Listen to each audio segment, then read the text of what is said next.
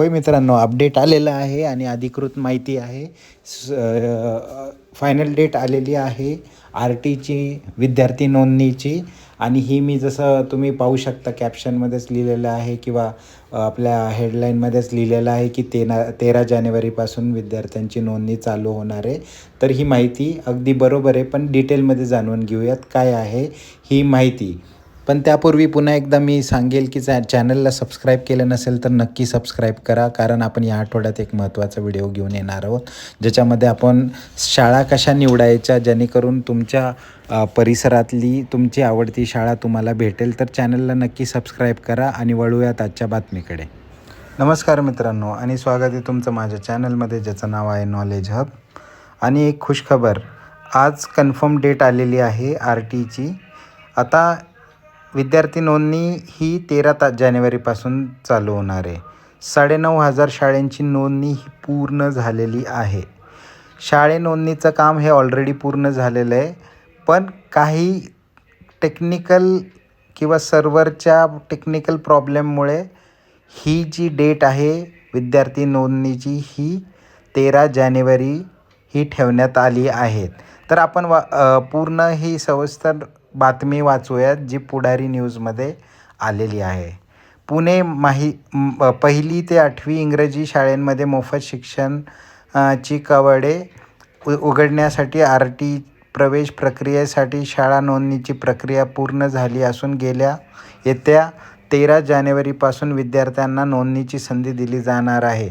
यंदा जवळपास 9,500 शाळांची नोंदणी केली जाणार असून 1 लाखाहून अधिक जागा प्रवेशासाठी उपलब्ध होणार असल्याची माहिती प्राथमिक शिक्षण विभागातील अधिकाऱ्यांनी दिली आहे.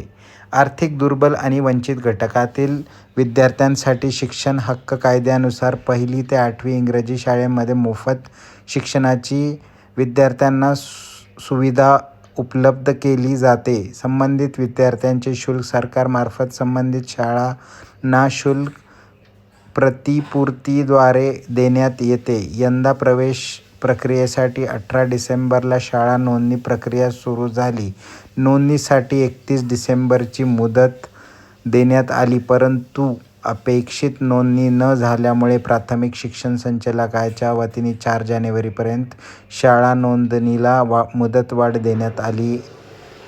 सध्या आर टी पोर्टलवर दिसून येत असलेल्या आकड्यानुसार 8,316 शाळांची नोंद झाली असून 1,01,474 जागा उपलब्ध झाल्या आहेत. परंतु सर्व्हरच्या तांत्रिक अडचणीमुळे शाळांची नोंदणी पोर्टलवर बाकी असून येत्या 2 दिवसात 9,500 शाळांची नोंदणी पोर्टलवर दिसून येईल. तसेच रिक्त जागांचीही वाढ होणार असल्याचे अधिकाऱ्यांनी स्पष्ट केले आहे.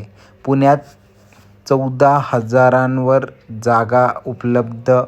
आर टी प्रवेश प्रक्रियेत दरवर्षी सर्वाधिक जागा पुण्यात उपलब्ध असतात. यंदा देखील प्रवेशासाठी 758 शाळांची नोंदणी झाली असून 14,274 जागा उपलब्ध झाल्यात. पुण्यात साधारण 900हून अधिक शाळांची नोंदणी होत असते. त्यामुळे पुण्यात देखील पुढच्या 2 दिवसांमध्ये शाळा तसेच जागांमध्ये मोठ्या प्रमाणात वाढ होणार असल्याचं स्पष्ट झाले. शाळेची नोंदणी प्रक्रिया पूर्ण झाली आहे, त्यामुळे पुढील आठवड्यात 13 जानेवारीपासून विद्यार्थी नोंदणी प्रक्रिया सुरू करण्यात येणार आहे. यंदा 9,500 शाळांची नोंदणी होणार असून 1 लाखांहून अधिक जागा प्रवेशासाठी उपलब्ध करण्यात येणार आहेत.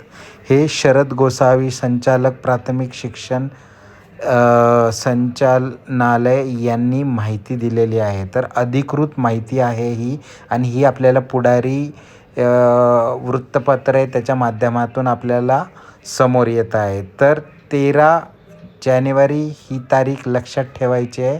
ही आता फायनल झालेली आहे आणि 13 जानेवारीपासून फायनली रजिस्ट्रेशन चालू होणार आहेत. जर तुम्हाला ही माहिती आवडली असेल तर चॅनलला नक्की सबस्क्राईब करा आणि आपण जशी काही पुढची अपडेटेड तुम्हाला ती कळवणार आहोत. धन्यवाद.